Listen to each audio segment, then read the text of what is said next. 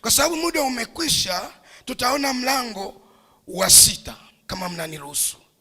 Mlango wa 6 unaitwa mlango wa mashariki.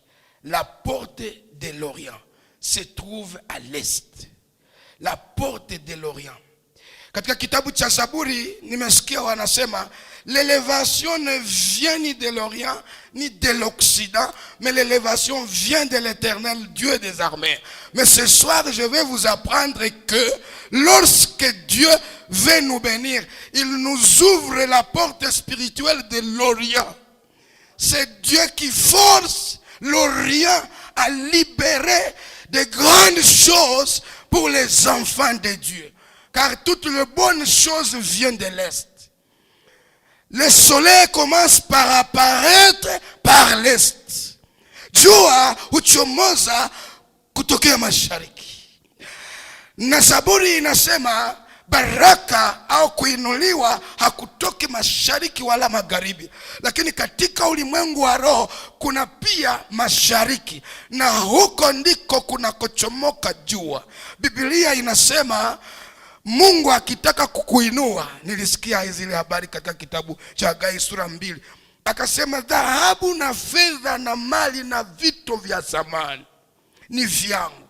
Natazama utukufu wa pili wa nyumba hii utakuwa na nguvu kuliko ule wa kwanza, maana mimi nitatikisa tena mbingu. Manake Mungu anatikisaka vitu mbinguni, kuna teremuka utukufu, na ule utukufu kitaka pita utoka mashariki, ufunguka katika mlango wa kiroho wa mashariki.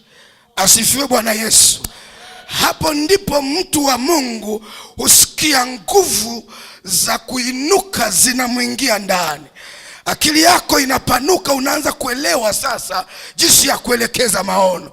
Maana ni utukufu wa Mungu ndio unaoleta udhihirisho wa Mungu, na Mungu akijidhihirisha hofu yake huingia kwa mtu ambaye anamuona, na ukimuona lazima unashuka, ukishuka lazima anakuinua. Maana Biblia inasema ajinyenyekezae atainuliwa, na ajiinuae atanyenyekeshwa. Ndani ya utukufu wa Mungu kushuka inakwaka, na Mungu anaanza kukuinua. Biblia inasema kiburi utangulia kuanguka, bali unyenyekevu utangulia kuinuliwa. Asifiwe Bwana. Baada ya taabu na shida na majaribu makubwa, Mungu usimama anasema inatosha. Na sasa inabidi hiki kitu kimalizike kwako. Katika kutulia, katika kunyenyekea, kunaanza kuonekana nuru mwakili yako. Unaanza kuelewa utafanya nini kusudi utoke ndani ya kipindi ambacho kilikuwa kinakutatiza. Asifiwe sana Bwana. Biblia inasema katika kitabu cha Mambo ya Nyakati wa kwanza ya kwamba siku ile Sulemani, sijakupa verse utasoma. Hiyo tu utaitafuta kama wewe ni msomi wa Biblia, utakumbuka mchungaji anasema wapi. Siku Sulemani, hata katika Wafalme pia utaipata. Siku Sulemani alimaliza kujenga hekalu la Yerusalemu, maandiko inasema ya kwamba akaamua kuzindua hekalu, kuinogire hekalu. Na palikuwa ndugu moja, kazi yake katika Yerusalemu ilikuwa tu kumsifu Mungu na kumwabudu. Anaitwa Asafu. Huyu Asafu alikuwa na kwaya kubwa ya watu 128. Hao ni wengi katika Israeli, kwa sababu Wayahudi 5 wakikuimbia unaweza fikiri ni malaika wanaimba, kwa sababu nyimbo Mungu ameziwekeza huko nako. Alafu walipoimba siku ile, na wimbo wao unapatikana katika Zaburi ya 119. Wakaanza sema mshukuruni Bwana kwa sababu alimwangusha Farao na majeshi yake. Watu wanaanguka chini wanasema kwa maana fadhili zake ni za milele. Akatuvusha bahari ya Shamu, nchi kavu bila gari, kwa maana fadhili zake ni za milele. Huyo akashusha mana jangwani, tukakula chakula tusichokijua, kwa maana fadhili zake ni za milele. Yule Mungu akatuletea nyama jangwani tukakula, wanaanguka chini, kwa maana fadhili zake ni za milele. Mungu wetu akatoa maji katika mwamba tukakunywa nchi kavu, kwa maana fadhili zake ni za milele. Mungu wetu akawapiga Waamaleki na Waedomu mbele yetu, watu wanaanguka wanasema kwa maana fadhili zake ni za milele. Yule Mungu wetu akatuvukisha tukaingia katika utukufu wake. Siku ile makuhani walipolipeleka sanduku wakapita Yordani kwa miguu yao, nasi tukapita mbele ya maadui zetu, kwa maana fadhili zake ni za milele. Tukazizunguka kuta za Yeriko siku 7 mara 7, na siku ya 7 mara 7 kuta za Yeriko zikaanguka zenyewe, kwa maana fadhili zake ni za milele. Walipozidi sana kuimba, ningempigia Mungu makofi, kwa maana yeye fadhili zake ni za milele. Haleluya, haleluya.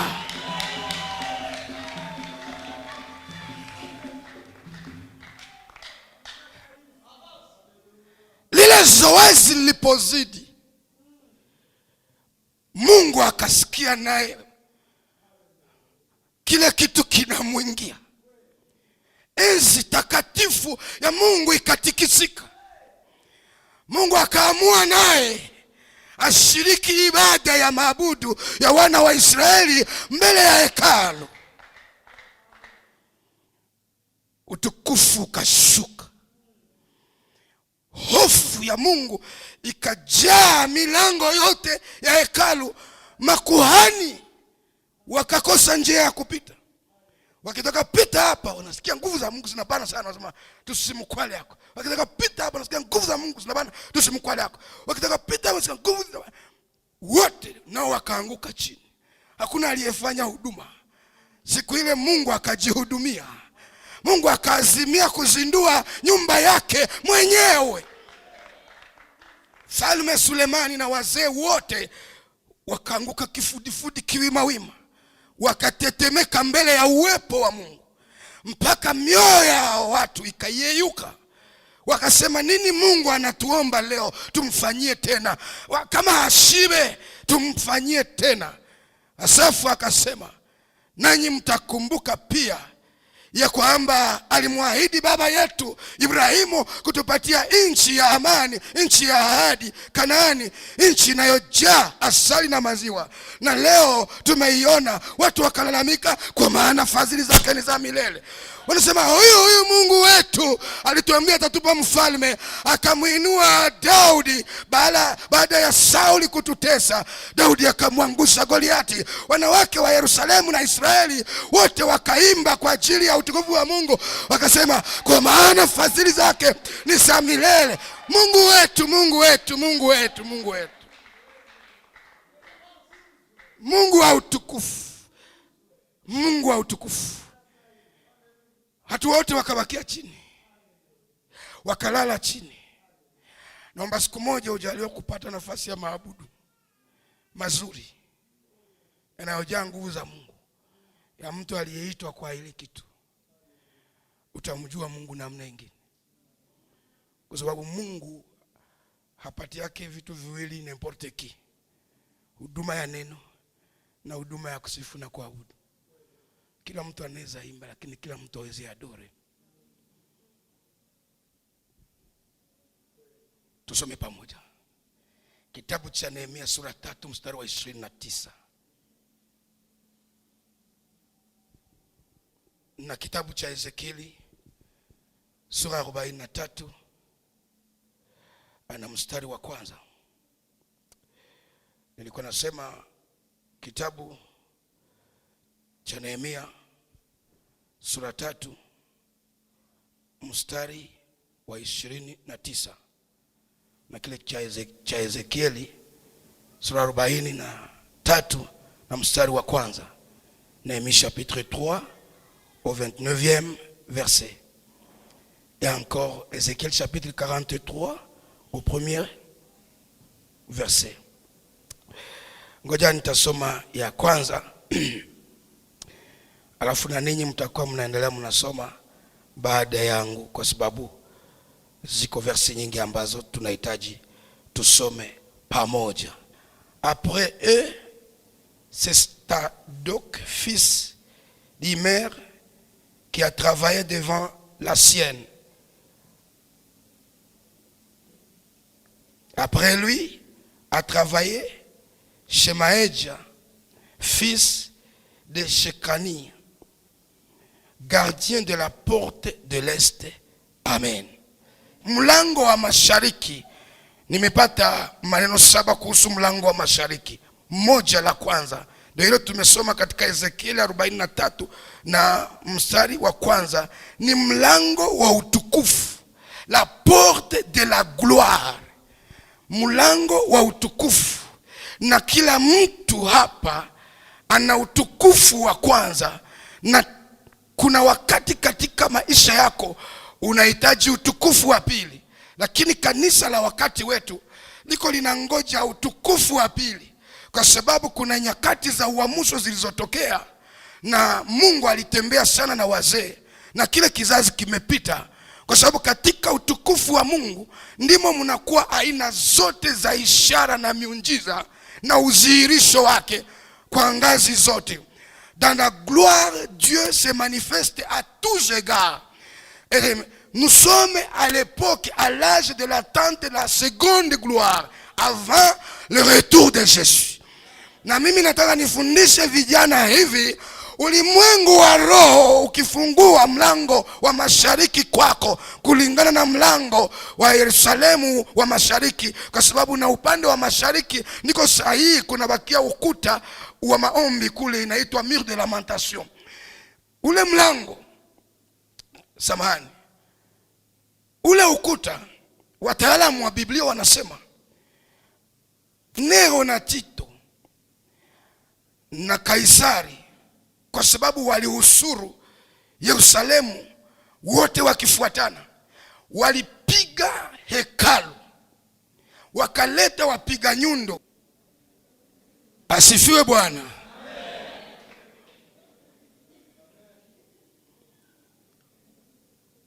Historia nasema waliita wataalamu wapiga nyundo na wafuma vyuma wajifunze jinsi ya kubomoa ule ukuta. Mungu aliruhusu pande zote za hekalu zibomoke, ule ukuta ulikataa, kwa sababu ni ukuta wa mlango wa utukufu. Ni pale utaona huku chini kulikuwa kunapitia vitu vya kimungu kuingia katika hekalu. Ukiomba pale, siku nilifika pale pamoja na wenzenyu hapa, nilipoweka mikono pale, unaonaka mtelevizion maraisi wanaingia, wafalme wanaingia, wachungaji wa dunia mzima wanaingia, kuna patikanaka au moins 10,000 personnes par jour bakuvizite pale. Nilipogusa jua inawaka, mawe ya pale na kuwaka baridi tu mjua, na huwezi comprendre ni mawe gani.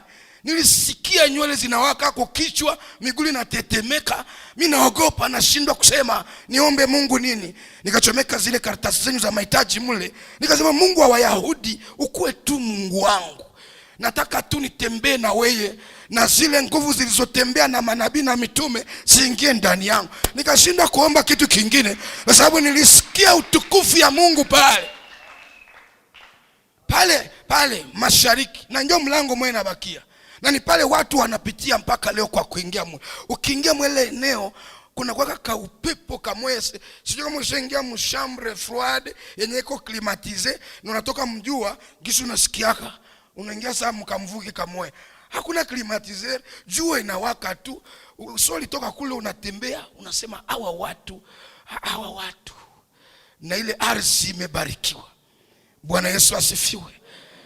Na katika ulimwengu wa roho kuna siku za utukufu, kuna siku natafutaka Mungu haumpate, na kuna wakati Mungu hujidhihirisha kwako, jina lako linafunguka, watu wanakutaja, heshima inakupata, kila mtu anakuogopa, Mungu mzima anaonekana maisha yako.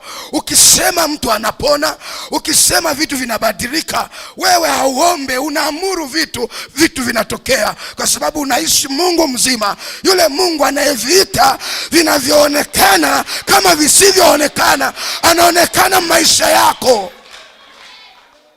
Haungangane kwa kuongea, au tafute maneno, au kree mawazo yanatiririka ndani yako.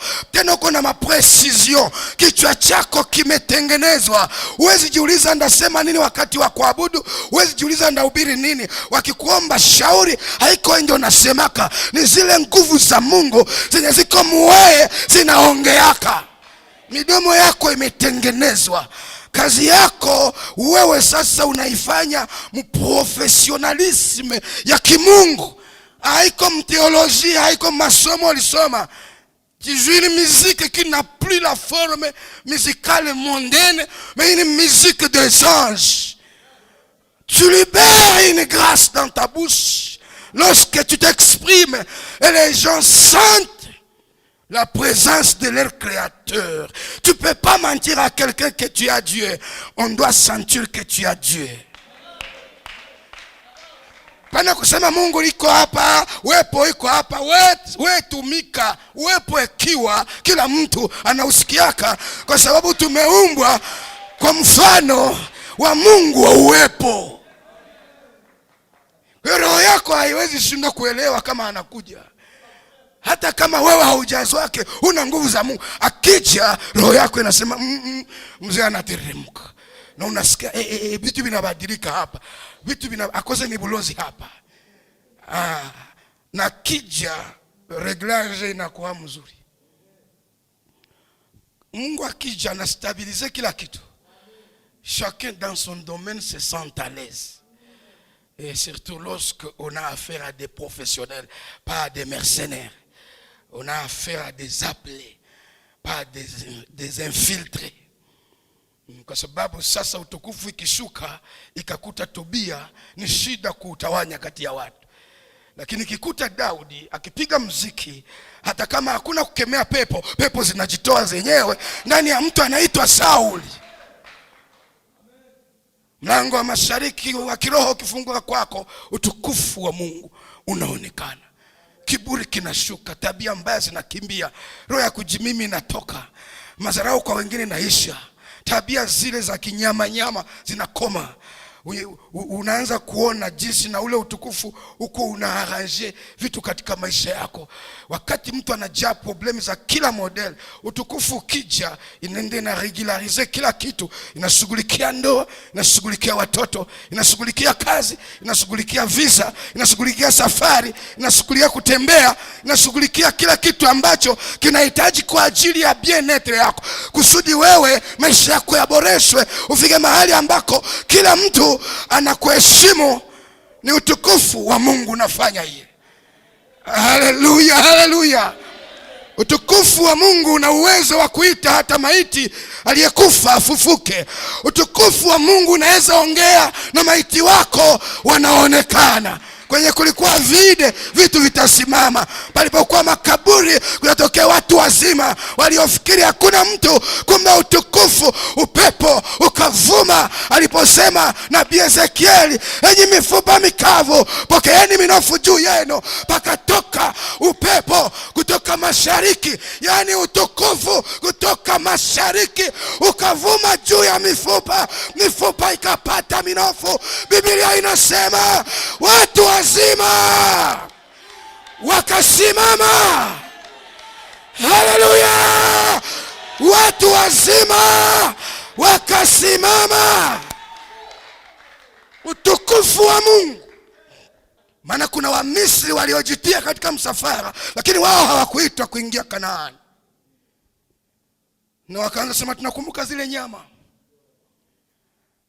na yale matango na matikiti na vile vitunguu saumu tulivyokula kule Misri. Na wewe Mungu umetuleta katika jangwa hili kubwa. Hakuna mahali pa kuficha kichwa, wala hakuna chakula cha maana isipokuwa hii maana tusiyojua jina lake. Tena tunasumbuka sana na miguu yetu imechoka na kuzunguka. Mungu akamwambia Musa, waambie wana wa Israeli watulie kimya. Kama tatizo lao ni nyama, watakula nyama na nyama zitawatoka mapua. Kwa sababu mimi Mungu nikiamua kupana, Nikipana kwa mtu aliyenizarau, ninampatiaka na mazarau. Ndakupatia na mazarau, na Mungu akikusukumia na mazarau utaregrete. Watu wote wakakaa kimya wakujibu, kwa sababu walikuwa na gasabu na kakiburi fulani kavipindi. Unajua kuna mtu anatafuta onesha kama yeye anateseka, alafu anaamua kutengeneza sura ya taabu kwa kutisha watu. Ukitamsalimia anakuonesha sawa, mimi siko nafanya michezo hii masiku. Hawewe niko nasikia. Kwa nini unapenda nibiue? Msisumbuke kwa neno lolote, bali kwa kila neno kwa kusali na kuomba. Haja zenyu zijulikane na rehema. Sema amen na unitie moyo. Haja zenyu zijulikane na Mungu, na amani ya Mungu ipitayo akili zote za watu itawahifadhi mioyo yenu katika Kristo Yesu.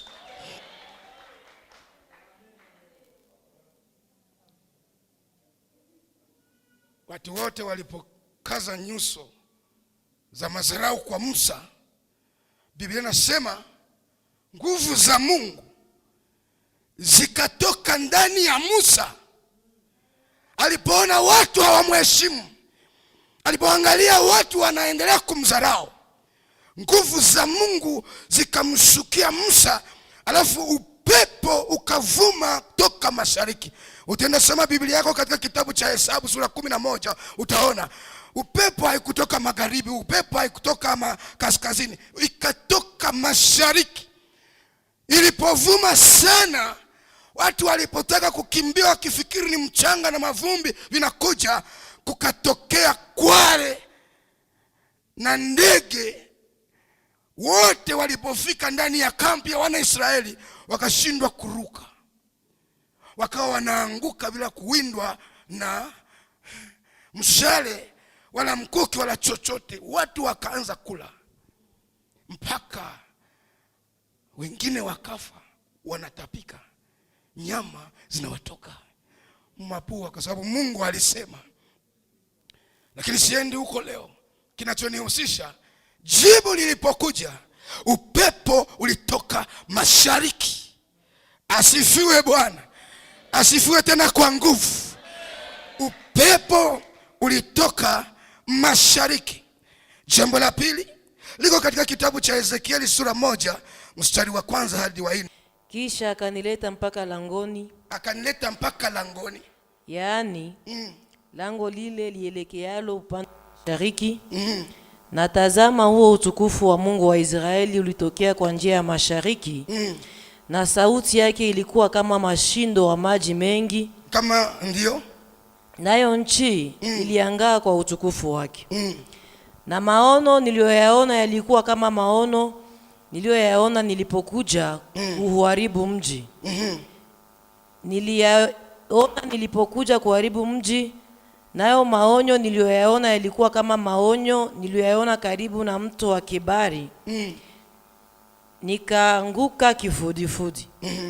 Na huo utukufu wa Bwana ukaingia ndani ya nyumba kwa njia ya lango lile liekeleayo upande wa mashariki. Amen. Amen. Andika hivi: njia ya kupitia utukufu. Mlango wa mashariki ni njia ya kupitisha utukufu. Alafu Biblia inasema alikuwa anaiona katika roho. Sitamani mtu mmoja aifikirie kuwa ni kitu cha kimwili mwili tu. No. Ule mlango uko katika ulimwengu wako wa kiroho, na sijajua kipi kinabana ule utukufu usitokee. Kwa sababu yawezekana wakati wako umeenea, utukufu wa Mungu uanze kufanya kazi maisha yako, lakini kuna vitu vinauzuia. Lakini kila mtumishi wa Mungu, kila Mkristo, kila mwana wa Mungu, kila aliyeokoka, kila anayemcha Bwana, huu mlango unakaa katika maisha yake ya kiroho.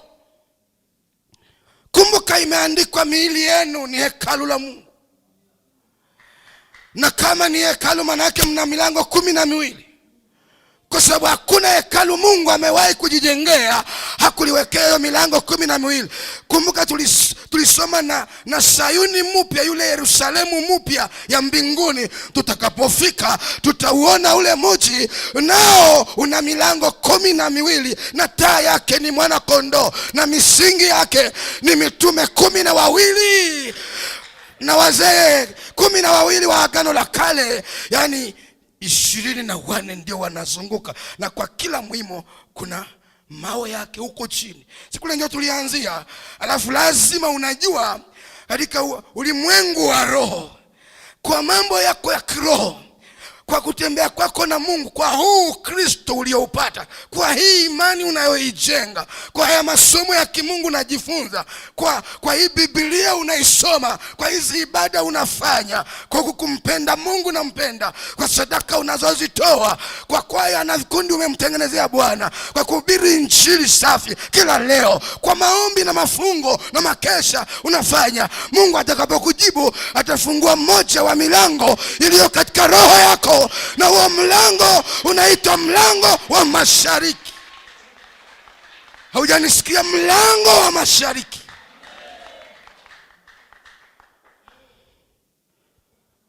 Natamani mtu anionyeshe mashariki yake.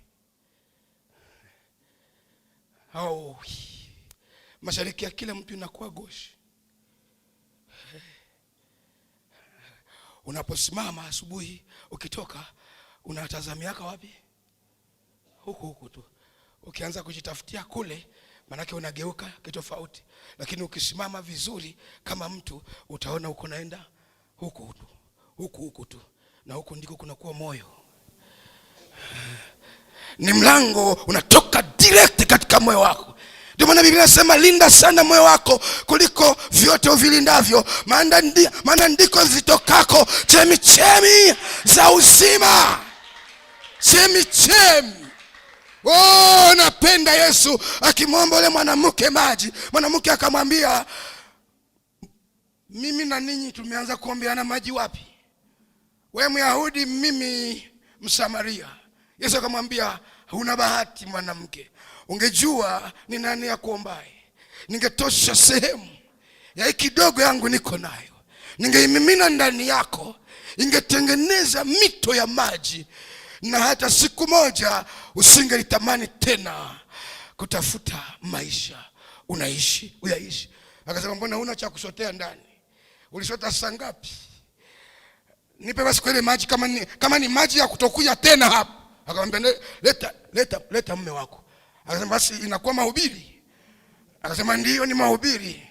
Akasema, basi sina mume. Akasema, utanioa? Sinjo vile ngimwambia sawa Mbaraga mwanajiheshimu, kahaba mwenye anajua kazi.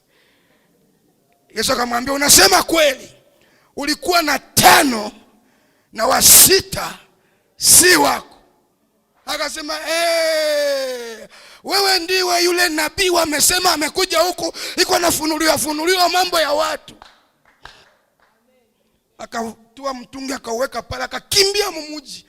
Akamwambia, nenda pesa, ngoja niende ambia watu kama mimi nakuona, mimi nakukutanisha. Akawaambia watu, njoni mmuone yule aliyetajwa na manabii atakuja. Maana nilipokuwa naongea naye alijua mambo yangu. Yani Yesu alitaka kumuonesha hakuna uwezekano chemichemi za mito ya baraka zisimame katika maisha yako maadamu wewe unaishi ukahaba na wanawake wasiokuwa wako. Ndicho kizuizo cha mlango wako wa mashariki, mlango wa moyo wako, ili kwamba Mungu aanze kukuinua.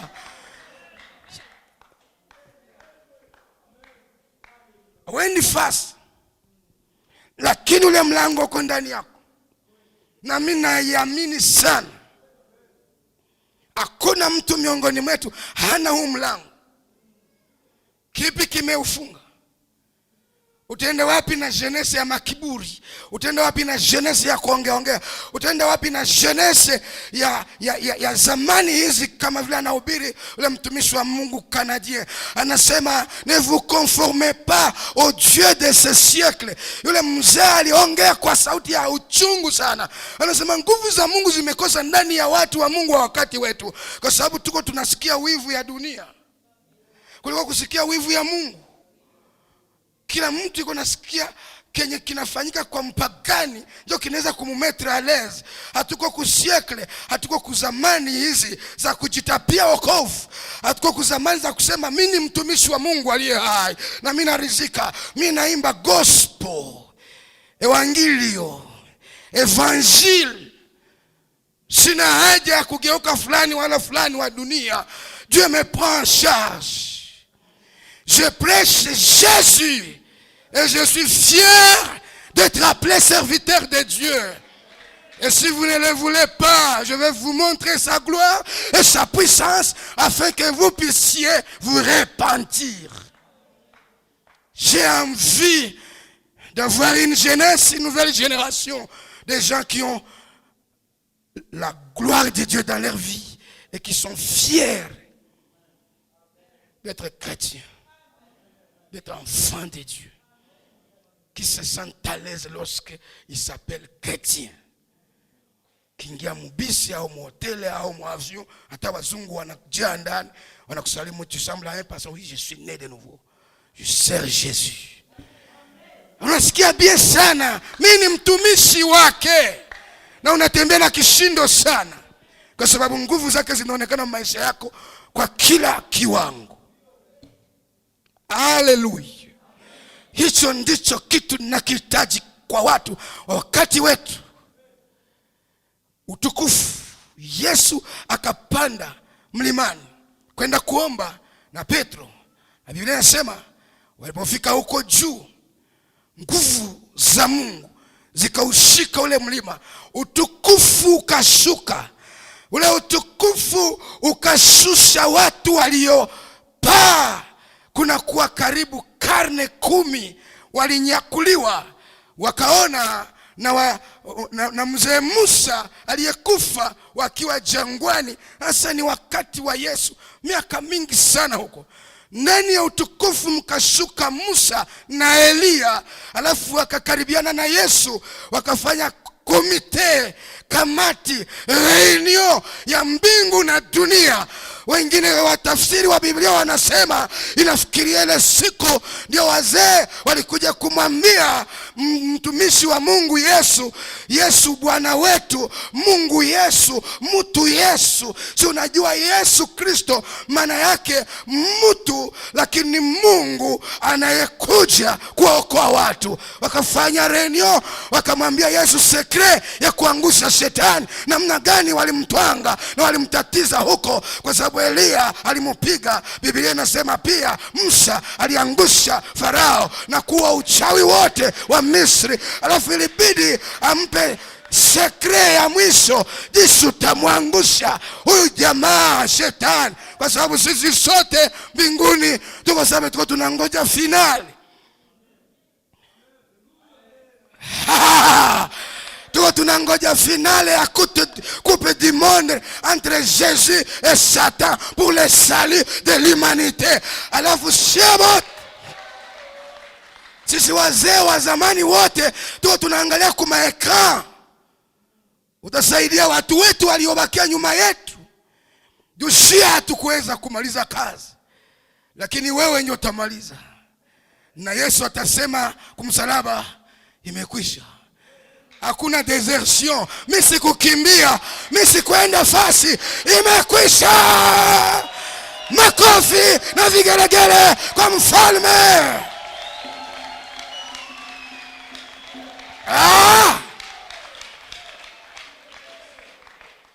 La gloire de Dieu peut te révéler les choses cachées. Kuna vitu haujue kwenye viko. Utukufu wa Mungu kitokea, utakufunulia, utaviona wapi.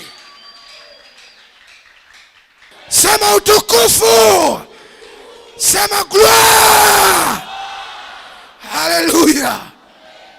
Haleluya. Sabili kolea Petro mwenye ayaonjaka kamwanza mwaka tu mwaima abitu ya bacour de grand. Kalisha ubiri tuli moya, watu wakafufuka na wakapona. Akaambia Yesu, Yesu kuneza achia hapa kwa msamini endeleshe. Kwa sababu kule tulikuwa usikuye kuye. mapepo ilikuwa na kazi, bilema ilikuwa kupuliza, kwa sababu mahubiri wote masiku ni kupuliza. Leta yako ufunuo. Nani alikwambia kama sekre ya Roho Mtakatifu kukuza vitu ni kupuliza? Na wale tunaombeaka wanaponea ku radio tunapuliza nini? Mahubiri za truaza zinaponesha mtu na we hauko. Rediffusion. Naelewa? Guatre napotea. Tulipuliza nini? Recever. Récupérer. Unapana bure, unapana mapepo yako. Unapana tabia mbaya. Unapana bushindikana. Unapana buizi, bulevi, busharati. Unapana recevoir. Il ne faut pas recevoir n'importe comment. Il faut lui demander, tu me donnes quoi?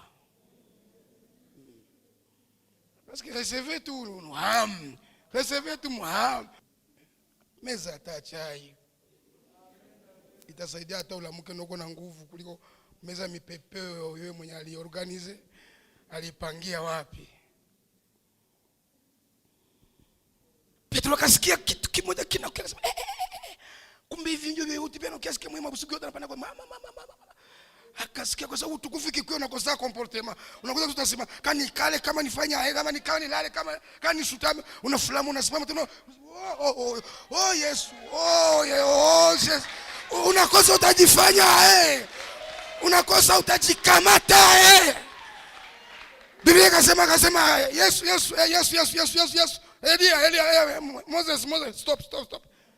Yesu akasema nini nakukamata? Ngoja nasikia revelation Saint-Esprit azomoni sangai. Nasikia revelation. Nasikia revelation. Ni Petro tulizana kiana. Mimi naona omwe tusirudie kupale. Turi ya kukulomba vya masalere inaisha. Kukuuliza tutapokea nini? C'est fini. Vie. Na mie sitalomba na nyumba na kitu na ile tulisema tutapokea mara 100 mimi na bitoka hapo. Naanza jenga saa hii nyumba 3 yako moya, ya Musa moya na Elia moya. Mimi navula chemise ndako nalala nje kifua wazi. Mimi sihangaiki. Mimi sione maisha. Sione maisha. Ndabakia hapa.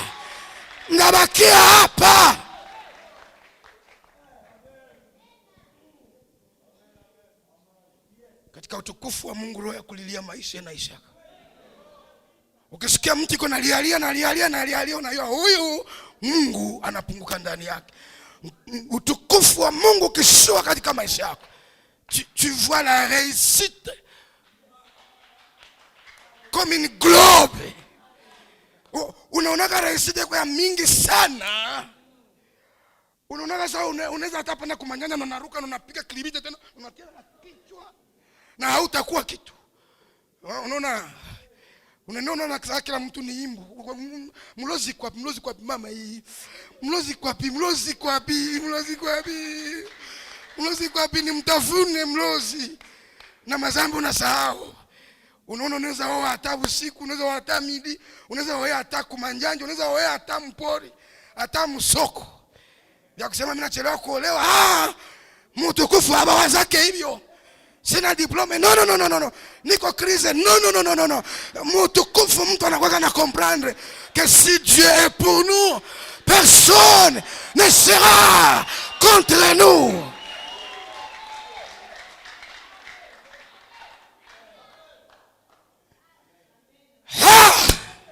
Katika utukufu mna vitu vya kutisha sana. Yesu akamwambia Petro, kiana, angalisho na itabi yako na wewe ya kuwa na karamuka ambia. Akasema vie inanikuna umu.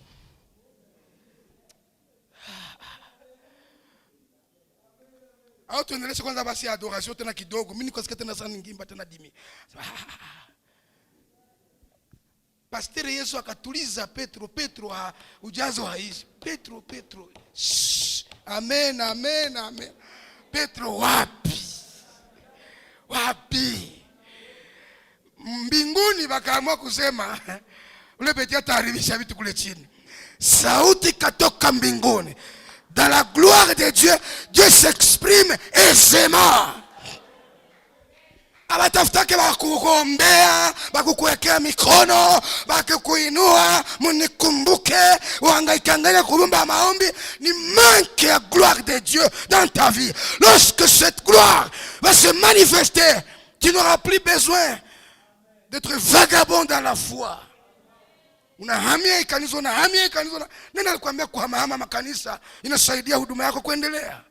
Hautakuta shetani wa mpya, hautakuta zambi ya mpya, hautakuta Saint Esprit wa mpya, hautakuta Mungu wa mpya, hautakuta baraka za mpya. Yeye aliyepiga Yesu ndio atakupiga, mwenye alipiga pastor wa zamani ndio atakupiga, mwenye alipiga Moses ndio atakupiga, mwenye alipiga Benihini ndio atakupiga, mwenye alipiga Jimmy Swakari ndio atakupiga. Magumu ya rehema ndio unaona, hauyue magumu yako naenda. Sote iona, utakumbuka unasema afadhali kwetu kuliko kule kwenye mimi nilikimbilia, kumbe hapa ndio danger. Omwete na kwenye Mungu mtu anazoea. Roho ya kuhamahama na kukimbia huko kwa chacha wa pastor yenu hatuone clear, hakuna. We kama wewe ndio na Mungu, kwa nini unakimbia wasiokuwa na Mungu? Kuna wakati tunasema uongo juu ya kweli.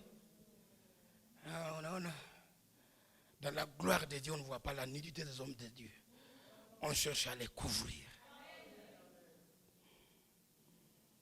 Petro hakusema mbona uvale bien, Moize mlishuka eske mngali nachungele manguo ya zamani, Elia mbona ulipana nguo ulitosha wengine wapea kuliko mbinguni. Hakukuwa na wakati ya kuangalia Elia anavala Musa anavala Yesu anavala katika utukufu. Alikuwa nasikia njoo maono, ma conception. Qu'est-ce que je peux contribuer aussi pour que bibi endelee bandugu? Nifanye pour que maraba bisikatike. Siku na siku binakoleaka na shetani tena nabigagisha. Ndeza fanya kusudi bisikatike.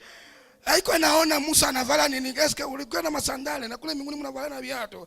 Angeanza pozele makesho angelikuwa tu makawaida moyo lazima Yesu. Kumbe vinjo beba nafuka kama nakuaka. Kumbe vinjo beba alienda ina mwili mnakulani ni kule kapa. Na sisi kututavele tutadame huko. Haiwo vitu hakuna ma contrôle physique ya ba Kristo kwa pasteur. Pastor kwa Kristo ila alikwake. Kila mtu anakuwa nasikia na mimi ningelifanya kusudi sasa hivi vitu viende sawa sawa.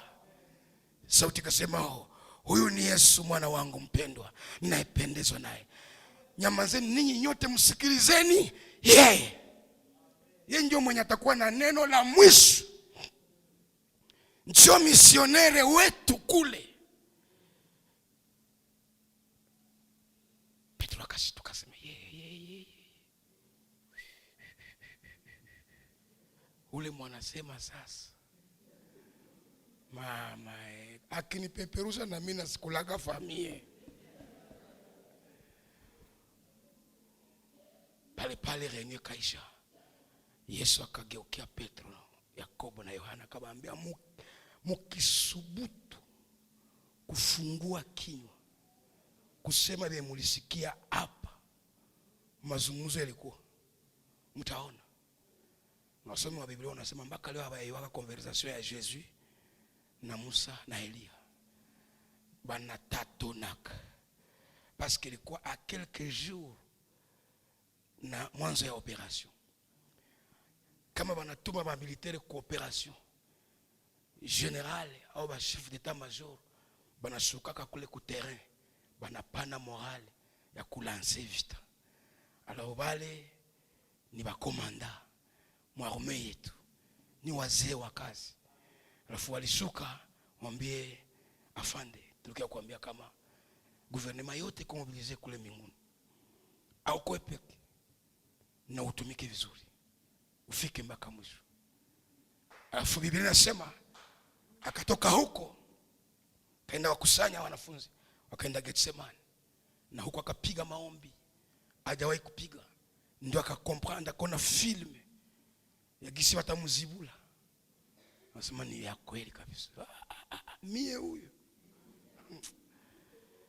Akasema, baba, ikiwezekana tushanje programu, ndeza kia kufata mu miaka ingine takukia kakuya mekikombe hiki, walakini si kama nitakavyo. Malaika akashuka akasema, mwende mkamata ule tipe, atiza tukoroga. Anarisikia kurudia mbinguni sai. Kwa sababu bingitomboke Yesu angejitokea mwili na anafanya nini? Malaika akamtokea, akamtia nguvu. Na mzee ashatoka jasho. Ungemwona anatoka, alikuwa anaombea. Na damu iko na mvua, anasema, Petro, wewe tulikuwa na wewe kule kukope. Unalala sasa, ile bora ile siku haiko. Roho irazi. Unaona kisi mtu analala kwenye hakuna utukufu. Katika utukufu mtu anakuwa misonga. Utukufu kama haiko ni usingizi. Yesu alibalomba para 3 reprises mfanye maombi, anasema nikope kwa nguvu mzee. Ngoja nipane zingine haraka kwa sababu ushapata essentiel. Jambo la 3, Ezekiel 44:1. Utakaso huja katika utukufu. Ezekiel 44 mstari wa 1.